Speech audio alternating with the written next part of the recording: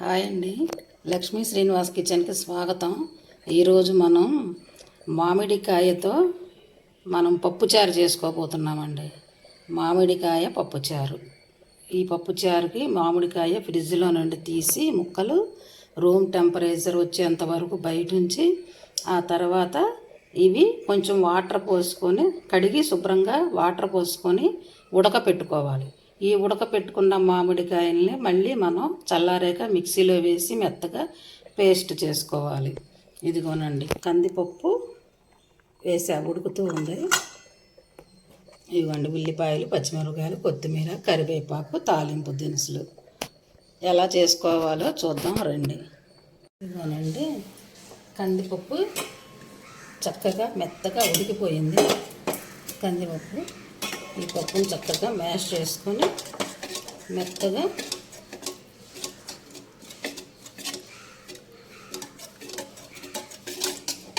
Mash చేసుకొని ఇందులోకి పప్పు తీసేసుకున్నాను. గిన్నెలోకి పప్పు తీసుకున్నాను.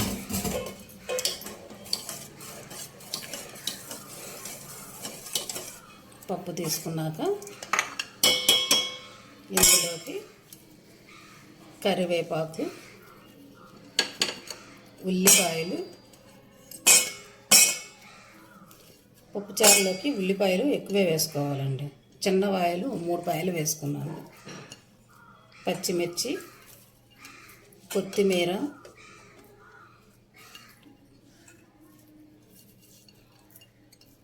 కరివేపాకు, కొత్తిమీర, పచ్చిమిరపకాయలు, ఉల్లిపాయలు వేసాం కదా.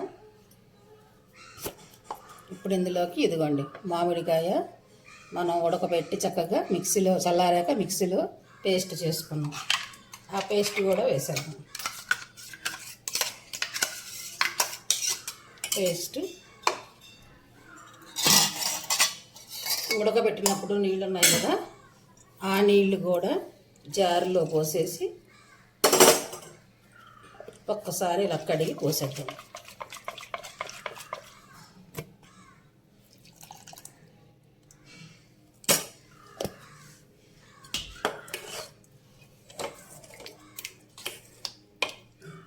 ఇందులోకి వాటర్ పోసుకోవాలి.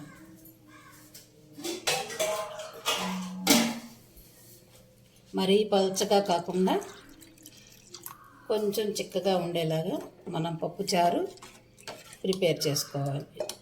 ఇలా ఈ చిక్కదనం ఉంటే సరిపోతుంది. ఇప్పుడు మనం స్టవ్ అంటించుకొని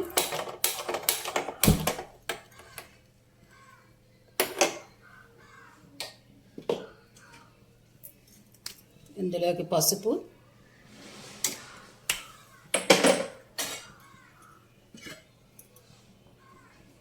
కారం,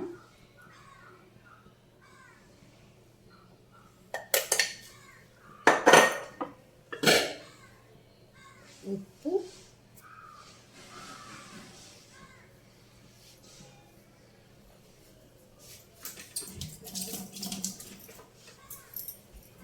వేసుకొని కొంచెం పసుపు ఎక్కువ పడిందండి, తీసేసాను.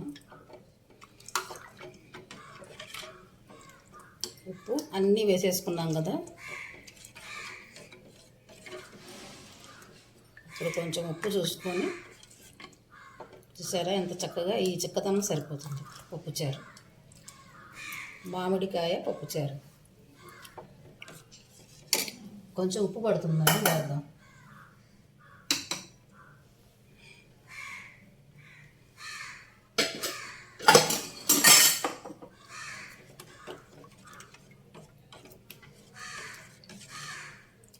అంతేనండి, పప్పుచారు చూసారా ఎంత కలర్ఫుల్గా ఉందో. ఇది చక్కగా మరిగిన తర్వాత మనం తాలింపు పెట్టుకోవడమే, అంతే. మామిడికాయ పప్పుచారు మరిగాక మళ్ళీ మీకు నేను చూపిస్తా. ఇదిగోనండి, పప్పుచారు చక్కగా మరుగు పట్టింది. 2 పొంగులు వచ్చినాయి. చాలండి, 2 పొంగులు వస్తే సరిపోతుంది. ఎక్కువ మరగకూడదు పప్పుచారు. చూసారా ఎంత కలర్ఫుల్గా ఉందో. మామిడికాయ పప్పుచారు మరిగిపోయిందండి. ఇక చాలు, మనం తాలింపు వేసుకుందాం.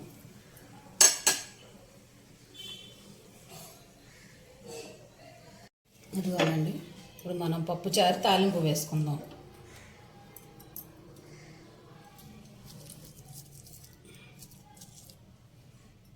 ముందుగా ఆవాలు,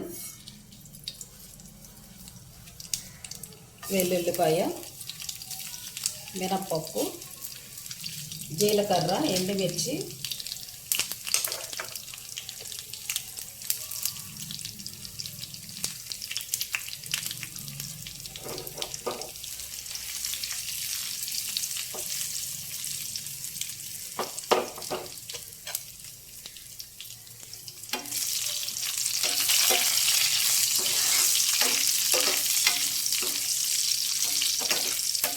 ఇందులోకి ఇంగువ అవసరం లేదండి, మనం వెల్లుల్లిపాయలు వేసాం కదా. సాంబార్కి అయితే ఇంగువ వేసుకుంటే బాగుంటుంది, పప్పుచారుకి అవసరం లేదండి. పప్పుచారుకి నెయ్యి తాలింపు కూడా అవసరం లేదు, మనం ఆయిల్ వేసుకుంటే చాలు. ఆయిలే వేసానండి. పప్పుకైతే నెయ్యి బాగుంటుంది.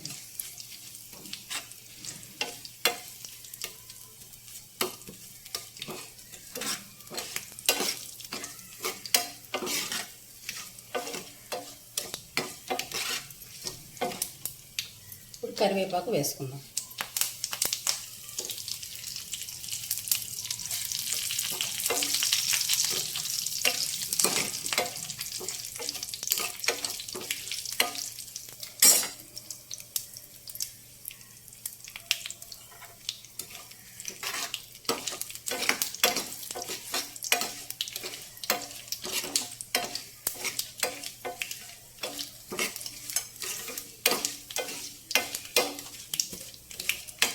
వేగిపోయిందండి తాలింపు, మనం పప్పుచారులో వేసేద్దాం.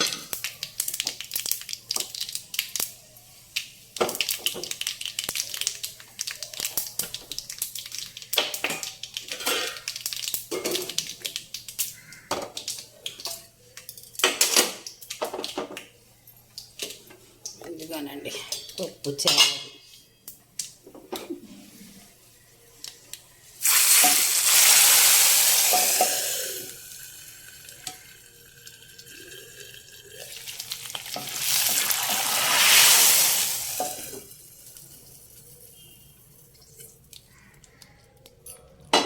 చూసారా, కమ్మని పప్పుచారు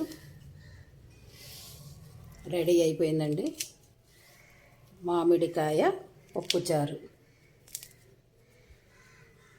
మన చింతపండు పప్పుచారు కన్నా కూడా బాగుంటుందండి. నచ్చితే చక్కగా మీరు కూడా ఇలానే చేసుకోండి. లైక్ చేయండి, షేర్ చేయండి. కొత్త వాళ్ళైతే కనుక సబ్స్క్రైబ్ చేసుకోండి. పప్పుచారు, మామిడికాయ పప్పుచారు నచ్చితే మీరు కూడా ఇలానే చేసుకోండి. Thank you.